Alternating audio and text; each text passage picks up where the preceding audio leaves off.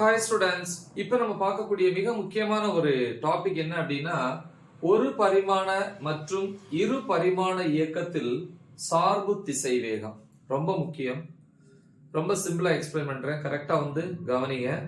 ஒரு பரிமாணம், அதாவது பாத்தீங்கன்னா ஒரு பொருள் ஒரு அச்சை மட்டுமே பயன்படுத்தி இயங்குச்சு அப்படின்னா, இப்ப எக்ஸாம்பிளுக்கு மேல இருந்து ஒரு பொருள் கீழே விழுது அப்படின்னா அது ஒய் அச்சை மட்டும்தான் பயன்படுத்துது. ஸோ இதை ஒரு பரிமாண இயக்கம் அப்படின்னு சொல்லுவாங்க. அதே மாதிரி இரு பரிமாண இயக்கம் அப்படின்னா ரெண்டு அச்சுகள். இப்ப எக்ஸாம்பிள் இந்த போர்டை பொறுத்த வரைக்கும் பாத்தீங்கன்னா இது ஒரு அச்சு, இப்படி ஒரு அச்சு. அப்ப இந்த மாதிரி நகரக்கூடிய பொருள் ரெண்டு அச்சையுமே பயன்படுத்துது. சோ இதை இரு பரிமாண இயக்கம் அப்படின்னு சொல்லுவோம். கரெக்டா? இப்ப நம்ம என்ன பார்க்க போறோம் அப்படின்னா, ஒரு பரிமாண இயக்கம் மற்றும் இரு பரிமாண இயக்கத்தில் சார்பு திசைவேகம். சார்பு திசைவேகம் அப்படின்னா என்ன, ஒரு வரையறை உங்க புக்ல கொடுத்திருப்பாங்க. ரொம்ப சிம்பிள். என்ன அப்படின்னா, இரண்டு பொருட்கள் இரண்டு வேறுபட்ட திசை வேகங்கள்ல ஒரு குறிப்பிட்ட திசையில போகுது. அது ரெண்டுமே ஒருவேளை ஒரே திசையில போகலாம், இல்ல வேற வேற திசையில போகலாம். இல்லைன்னா ரெண்டு பொருட்களும் ஒரே திசை வேகத்திலையும் போகலாம். கரெக்டா? வேறுபட்ட திசை வேகத்துல தான் போகணும்னு இல்லை, ஒரே மாதிரியான திசை வேகத்திலையும் போகலாம். ஸோ நீங்க எந்த மாதிரி வேணாலும் எடுத்துக்கலாம். நான் ஒரு எக்ஸ்பிளனேஷன் கொடுக்குறேன். இப்ப ஒரு பொருள் இந்த மாதிரி போயிட்டு இருக்கு. அந்த பொருளினுடைய திசை வேகத்தை இங்கிலீஷ்ல வெலாசிட்டின்னு சொல்லுவாங்க. அதனால லெட்டர் வி, வி ஏ, அந்த பொருள் பேர் ஏ. ஏங்கிற பொருளினுடைய திசை வேகம் ஒரு வெக்டார் அளவு. கரெக்டா? சரி. இன்னொரு பொருளும் அதே திசையில போகுது. ஆனா அதனுடைய திசை வேகம் பாருங்க, இதை விட இது கம்மியா இருக்கு, குறைவா இருக்கு. அதான் இரண்டு வேறுபட்ட திசை வேகத்துல இயங்கக்கூடிய பொருட்கள். இந்த பொருள் பின்னு எடுத்துக்கலாம், அதனுடைய திசை வேகம் விபி. அப்ப இரண்டு வேறுபட்ட திசை வேகத்துல செல்லக்கூடிய இரண்டு பொருட்களை பொறுத்த வரைக்கும் பிங்கிற பொருளினுடைய திசை வேகம் ஏ பொறுத்து சொல்லும் போது பிங்கிற பொருளினுடைய திசை வேகம் ஏங்கிற பொருளினுடைய சார்பு திசை வேகத்துக்கு சமம். என்ன சார் சார்பு திசை வேகம் அப்படிங்கிறது? வெரி சிம்பிளா சொல்லலாம், ரொம்ப எலாபரேட்டா போக வேணாம். சிம்பிள். அதாவது ரெண்டு பொருளினுடைய திசை வேக வேறுபாடு. இப்ப இந்த ரெண்டுக்கு என்ன வேறுபாடு பாருங்க. இது எது பெருசு? விஏ பெருசு, இது விபி. அப்ப பிஐ பொறுத்து ஏனுடைய திசை வேகம். கரெக்டா? அப்ப விஏபின்னு எழுதுவாங்க. பிஐ பொறுத்து ஏனுடைய திசை வேகம் என்கிறது. பிஐ பொறுத்து ஏனுடைய திசை வேகம் எப்படி இருக்கு சொல்லுங்க? பிஐ விட ஏ அதிகமா இருக்கு. அப்ப எவ்வளவு அதிகமா இருக்கு? இவ்வளவு அதிகமா இருக்கு, இதுல இருந்து இது வரைக்கும். அப்ப எப்படி கண்டுபிடிக்கிறது? விஏல இருந்து விபியை மைனஸ் பண்ணணும். அப்ப VA vector minus VB vector. ஏன் விபி பிராக்கெட்ல போட்டேன்னா இது கண்டிப்பா பிளஸ் தான், ஏன்னா ரெண்டு ஒரே திசையில இருக்கு. ஆனா என்ன, ரெண்டுக்கு இடையான வேறுபாடு அப்படின்னு வரும்போதுதான் அந்த குறி மைனஸ். அப்ப சார்பு திசை வேகங்கிறது இரண்டு பொருட்களினுடைய திசை வேகங்களுக்கு இடைப்பட்ட அந்த வேறுபாடு. புரியுதா? அப்ப இது பிங்கிற பொருளை பொறுத்து ஏங்கிற பொருளுடைய திசை வேகம். அப்ப இது எப்படி வரும் அப்படின்னா, equal to VA vector minus VB vector அப்படின்னு எழுது. இது வெக்டார்ல அதே மாதிரி எண் மதிப்புலையும் கண்டுபிடிப்போம். அதே மாதிரி இப்படி எழுதலாம். இப்படி இது பிஐ பொறுத்து ஏ. அப்ப ஏ ஆனது பிஐ விட அதிகமா இருக்கும் அப்படின்னு சொல்லுவீங்க. அதே மாதிரி ஏஐ பொறுத்து பி அப்படின்னு வரும்போது பி பிஏன்னு எழுதுவீங்க. கரெக்டா? ஏ என்ற பொருளை பொறுத்து பிங்கிற பொருளுடைய திசை வேகம் என்கிறது, இதுல இருந்து இதை மைனஸ் பண்ணணும். அப்ப பிபி வெக்டார், ஏன்னா ஒரே திசையில இருக்கனால எக்ஸ் அச்சில் நேர் எக்ஸ் அச்சில் இருக்கனால அது பிளஸ், மைனஸ் என்ன வேறுபாடு இல்லையா, மைனஸ் விஏ வெக்டார். சரியா? Equal to VB vector minus VA vector. அப்ப சார்பு திசை வேகம் அப்படின்னாலே மைண்ட்ல வச்சுக்கணும், இரண்டு பொருட்களுக்கான திசை வேகங்களுக்கு இடையான வேறுபாடு. சரியா? அதான் உங்களுக்கு வரையறையா கொடுத்திருப்பாங்க. கரெக்டா? அப்ப இரண்டு பொருட்கள் இரு வேறுபட்ட திசை வேகங்கள்ல இயங்கும் போது பிங்கிற பொருளினுடைய திசை வேகம் ஏஐ பொறுத்து எப்படி இருக்கும் அப்படின்னா, இரண்டு பொருட்கள் ஏ மற்றும் பி, இந்த ரெண்டு பொருட்களின் திசை வேகங்களுக்கு இடையேயான வேறுபாட்டிற்கு சமம். கரெக்டா? அப்ப பிஐ பொறுத்து ஏங்கிற பொருளினுடைய சார்பு திசை வேகம் இந்த ஃபார்முலா. அப்புறம் ஏஐ பொறுத்து பிங்கிற பொருளினுடைய சார்பு திசை வேகம் எப்படி, மொத்தத்துல ரெண்டு கிடையான வேறுபாடு. இந்த மைனஸ் மைண்ட்ல வச்சுக்கணும். ஓகேவா? குட். சோ இத வச்சு நம்ம வந்து 3 சிறப்பு நேர்வுகளை வந்து பார்க்க போறோம். ஓகேவா? சோ ஃபர்ஸ்ட் வந்து நேர்வு 1. சரியா? எப்படி எல்லாம் நம்ம எடுத்துக்க போறோம்? இப்ப 2 பொருள் எடுத்துக்கலாமா? எஸ். இப்ப 2 பொருட்கள், ஒரு பொருள் வந்து A, அதனுடைய திசை வேகம் வந்து VA. இது ஒரு வெக்டார் அளவுங்கிறதுனால VA வெக்டார் போட்டுக்கலாம். இன்னொரு பொருள் வந்து B, இந்த பொருளும் அதே திசையில தான் போகுது, அதே மாதிரி அதே திசை வேகத்துல போகுது. அதான் சீரான திசை வேகம் அப்படின்னு சொல்லியிருப்பாங்க. கரெக்டா? இங்க வேறுபட்டது, இங்க சீரானது. சரி, அப்ப ஒரு பொருள் A, அதனுடைய திசை வேகம் VA வெக்டார், இன்னொரு பொருள் B, அதனுடைய திசை வேகம் VB வெக்டார். ரெண்டு ஒரே மாதிரி இருக்கா? அப்ப சீரான திசை வேகத்துல இயங்கக்கூடிய 2 பொருட்கள். சரியா? இந்த பொருளினுடைய சார்பு திசை வேகத்தை கண்டுபிடிக்கணும். சொல்லியிருப்பேன் இல்லையா? B ஐ பொறுத்து A யினுடைய சார்பு திசை வேகம் ஃபார்முலா, அதே மாதிரி A ஐ பொறுத்து B. இப்ப இதுலயாவது வேறுபாடு இருக்கு, கொஞ்சமாவது இருக்கு. இதுல வந்து வேறுபாடு என்ன வரும்? 0 தான் வரும். ஆனா அதே நேரத்துல வந்து நம்ம ஃபார்முலான்னு ஒண்ணு இருக்கு இல்லையா? அதை போட்டு பார்க்கணும். சரி, அப்ப இங்க எழுதலாம் B ஐ பொறுத்து. கரெக்டா? B ஐ பொறுத்து A பொருளின் திசை வேகம். கரெக்டா? அப்ப B ஐ பொறுத்து A பொருள், B ஐ பொறுத்து A பொருள். கரெக்டா? அப்ப VAB வெக்டார் சார்பு திசை வேகம் இல்லையா? பொருளின் வெறும் திசை வேகம் இல்ல, அது என்ன திசை வேகம்ப்பா? சார்பு திசை வேகம். அது கரெக்டா எழுதிடணும். சார்பு திசை வேகம். அதான் வேறுபாடு, திசை வேகத்துல வேறுபாடு. இப்ப B ஐ பொறுத்து A அப்படின்னா VAB வெக்டார் ஈக்குவல் டு, ரெண்டு ஒரே திசையில இருக்கு. அப்ப VA vector minus VB vector. இதே மாதிரி ரெண்டு ஒரே திசையில இருக்கனால ரெண்டும் பிளஸ், ஆனா வேறுபாடுங்கிறதுனால இடையில மைனஸ். இது பொதுவான குறி. சரி, இதே மாதிரி B ஐ பொறுத்து A பொருள்ங்கிற மாதிரி A ஐ பொறுத்து Bங்கிற பொருளுக்கும் நம்ம அந்த வேறுபாடு சார்பு திசை வேகத்தை கண்டுபிடிக்கலாம். கரெக்டா? அப்ப இங்க எழுதலாம் A ஐ பொறுத்து B பொருளின் சார்பு திசை வேகம். சார்பு திசை வேகம். அப்ப என்ன வரும்? VBA வெக்டார்னு வரும். இப்படி மாறி. கரெக்டா? ஈக்குவல் டு இப்போ ஒரே திசை தான், அதனால VB vector minus VA vector இப்படின்னு எழுதலாம். கரெக்டா? அப்ப மொத்தத்துல 2 பொருட்கள் சீரான திசை வேகத்துல ஒரே திசையில போயிட்டு இருந்துச்சு அப்படின்னா அந்த 2 பொருட்களினுடைய சார்பு திசை வேகம் எப்படி இருக்கு? அந்த 2 பொருட்களினுடைய திசை வேகங்களின் வேறுபாட்டிற்கு சமம். பாத்தீங்களா? வேறுபாடு மைனஸ் வேறுபாட்டிற்கு சமம். கரெக்டா? எண் மதிப்புகளின் வேறுபாட்டிற்கு சமம் அப்படின்னு எழுதலாம். கரெக்டா? எஸ். சோ இது வந்து நேர்வு 1. இப்ப நம்ம வந்து இதே மாதிரி நேர்வு 2க்கு வந்துடுறோம். நேர்வு 2. இதுல என்ன பண்ண போறோம் அப்படின்னா, ஒரு பொருள் வந்து வலது பக்கமா போகுது, அதனுடைய திசை வேகம் VA வெக்டார். இன்னொரு பொருள் வந்து அதுக்கு எதிர் திசையில போகுது, ஆனா அதே திசை வேகம் தான், ஆனா எதிர் திசை. அப்ப அத வந்து VB வெக்டார் அப்படின்னு நம்ம எடுத்துக்கலாம். கரெக்டா? இப்ப இதுக்கும் அதே மாதிரி எழுதிக்கலாம் இல்லையா? எப்படி எழுதுவீங்க? இதே மாதிரி Bங்கிற பொருளை பொறுத்து Aங்கிற பொருளினுடைய சார்பு திசை வேகம் இல்லையா? அப்ப B ஐ பொறுத்து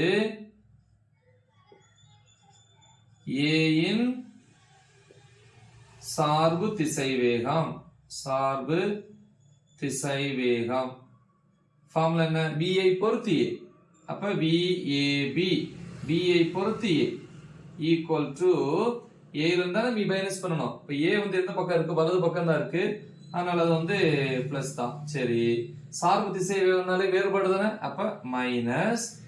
அடுத்து B எந்த பக்கம் போகுது பாருங்க, இடது பக்கமா போகுது. அப்ப இடது பக்கம் போச்சுன்னா இடது பக்கம் எதிர் x அச்சுல போனா அது மைனஸ். அப்ப மைனஸ் VB வெக்டார். கரெக்டா? சோ இப்படி எழுதணும். அப்ப இந்த மைனஸ்ங்கிறது எதிர் திசையில செல்வதை குறிக்குது Bங்கிற பொருள். இந்த மைனஸ்ங்கிறது சார்பு திசை வேகம், அதாவது 2 திசை வேகத்திடையான வேறுபாட்டிற்கு பொதுவா போடக்கூடிய மைனஸ். அப்ப இதுல இருந்து VAB vector equal to VA vector plus VB vector இப்படின்னு எழுதலாம். சரி, அதே மாதிரி B ஐ பொறுத்து A இன் சார்பு திசைவேகம் அடுத்து என்ன கண்டுபிடிக்கலாம்? A ஐ பொறுத்து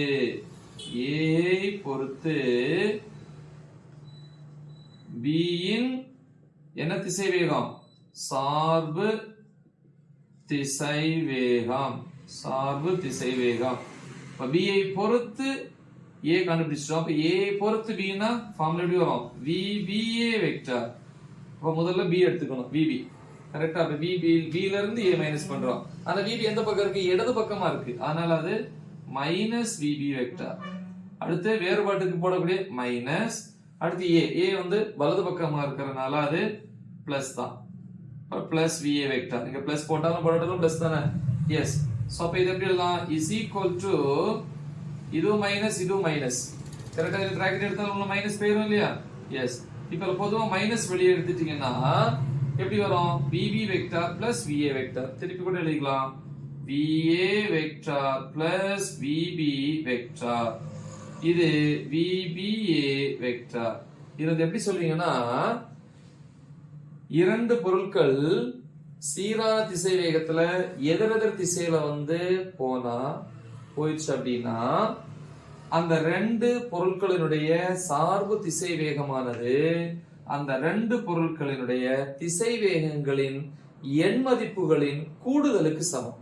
ஏன்னா பிளஸ் இருக்கு பாத்தீங்களா, அதனால கூடுதல். ஓகே, எண் மதிப்பு தான் சொல்லி இருக்கிறேன். ஏன்னா இது மொத்தமா பிளஸ்ல வந்திருக்கு, இங்க ஒரு மைனஸ் இருக்கு. இந்த மைனஸ் எதை குறிக்குது? மொத்தமா அது வந்து எதிர் திசையில இருக்குங்கிறத குறிக்குது. கரெக்டா? ஏ பொறுத்து பிங்கிற பொருளினுடைய திசை வேகமானது எதிர் திசையில இருக்கு. B ஐ பொறுத்து ஏங்கிற பொருளுடைய திசை வேகமானது நேர் திசையில இருக்கு. அதனால இது பிளஸ், இது மைனஸ், அதான் வித்தியாசம். மத்தபடி இங்க வந்து என்ன இருக்கு? ரெண்டுமே பிளஸ் தான். அப்ப திசையில வந்து எதிரெதிர் திசை. ஆனா எண் மதிப்புல ரெண்டு பொருளுடைய திசை வேகம் என்ன ஆகுது? கூட்டப்படுகின்றன. அதை கண்டிப்பா இங்க எழுதணும். நீங்க சென்டென்ஸ் இந்த இடத்துல எழுதணும். நேர் 1க்கும் அதே மாதிரி நேர் 2. இங்க வேறுபாட்டுக்கு சமம், இங்க கூடுதலுக்கு சமம். சரியா? அடுத்து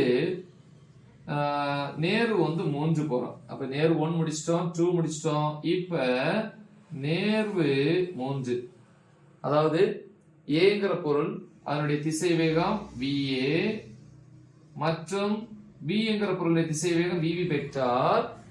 இவை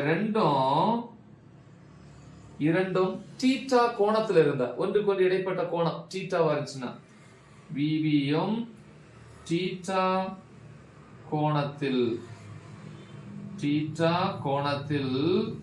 இருந்தால், சரியா?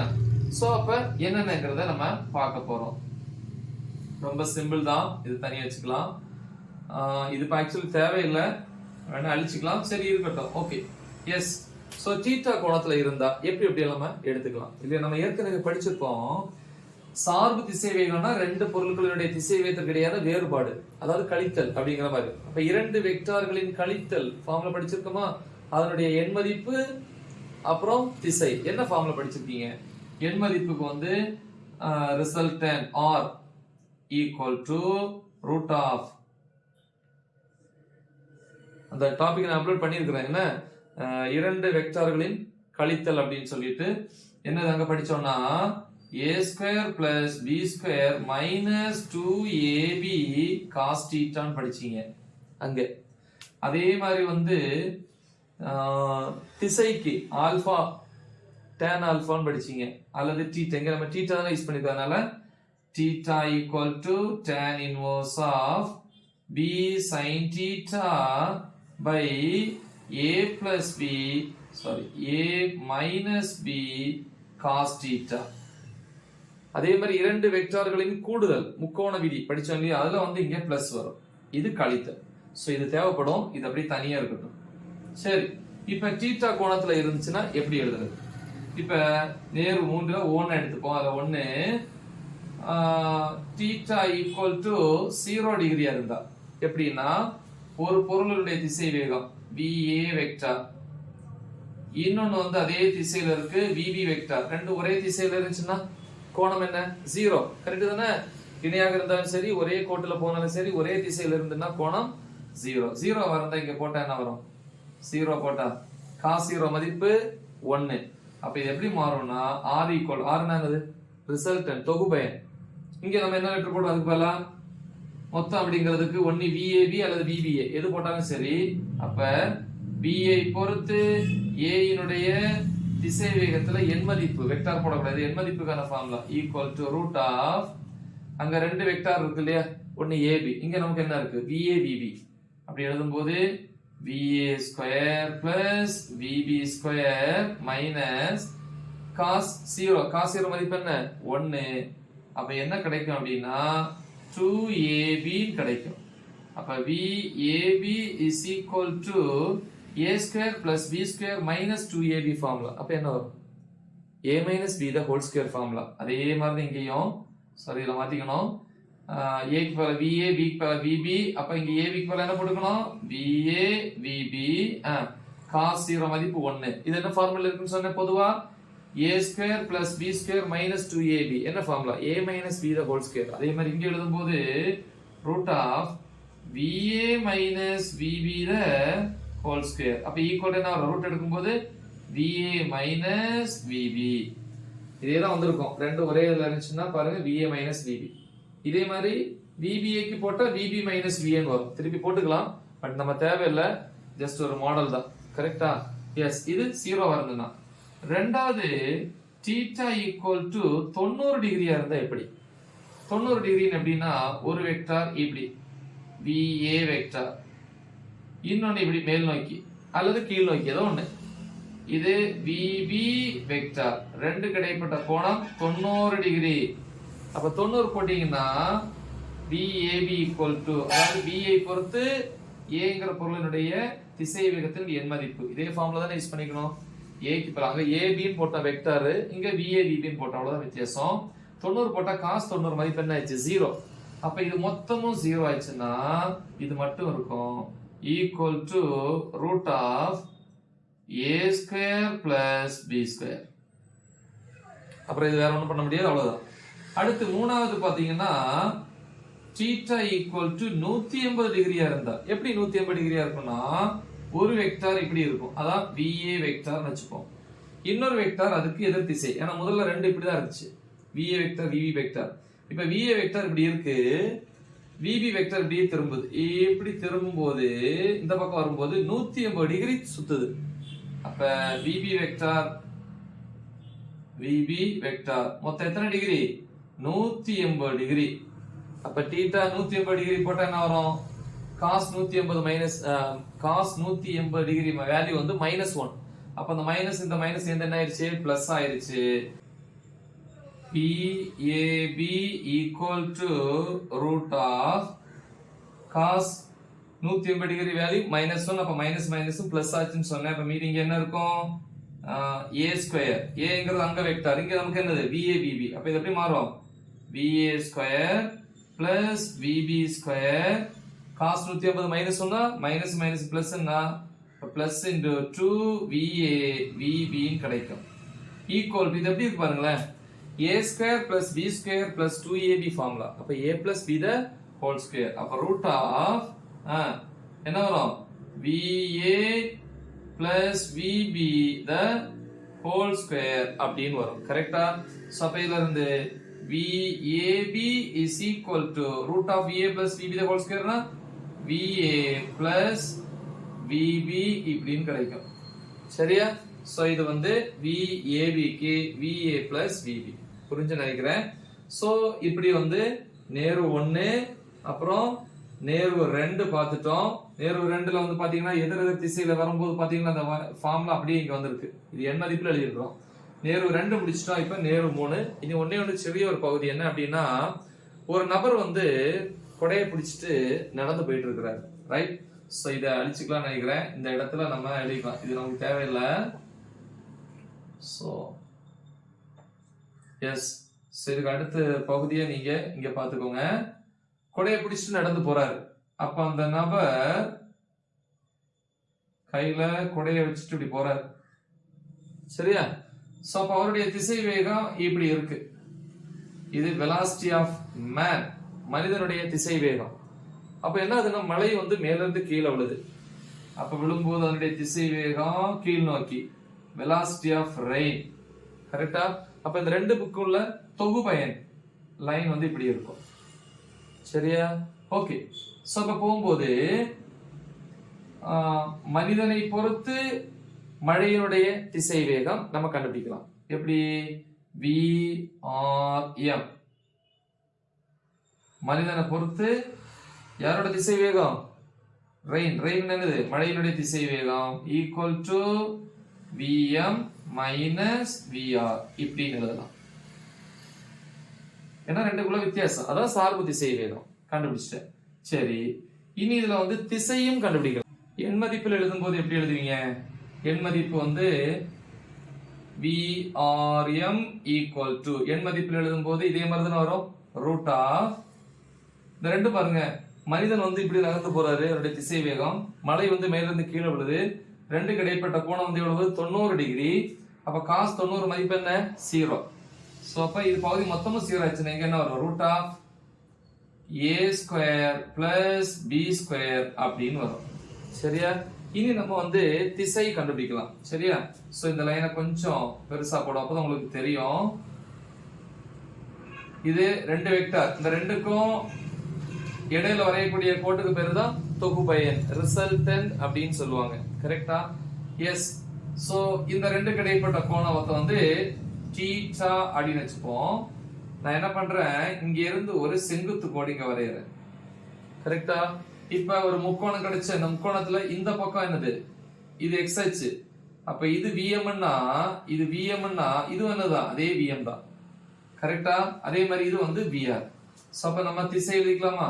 திசைன்னு வரும்போது என்ன ஃபார்முலா? θ is equal to அல்லது tan θ equal to ஃபர்ஸ்ட் எழுதிட்டு அப்புறம் மாத்துவோம். tan θ சமம் எதிர்பக்கம். அப்ப இது θ இதுக்கு எதிர்பக்கம் இது இந்த பக்கம். இது என்னது? இது x அச்சு. x அச்சுல என்ன இருக்கு? VM, மனிதன் போகக்கூடிய திசை. அப்ப VM பை அடுத்துள்ள பக்கம். இந்த ரெண்டுல இது அடுத்துள்ள பக்கம், நீளம் குறைவான பக்கம் தான் அடுத்துள்ள பக்கம். இதான் நீளம் குறைவு, என்னது? VR, மலையினுடைய திசை வேகம். அப்படி VR போட்டுக்கலாம். இது tan θ equal, அப்ப இதுல இருந்து θ equal to tan inverse of VM by VR இப்படின்னு எழுதலாம். இவ்வளவுதான். ரைட்? சோ முக்கியமான ஒரு வீடியோ. சோ மொபைல் யூஸ் பண்ணீங்க அப்படின்னா இந்த மாதிரி நேரம் பார்க்காம இப்படி திருப்பி வச்சு பாருங்க. ஜூம் பண்ணி ஃபுல் ஸ்கிரீன்ல பாத்தீங்கன்னா நல்லா தெளிவா தெரியும்.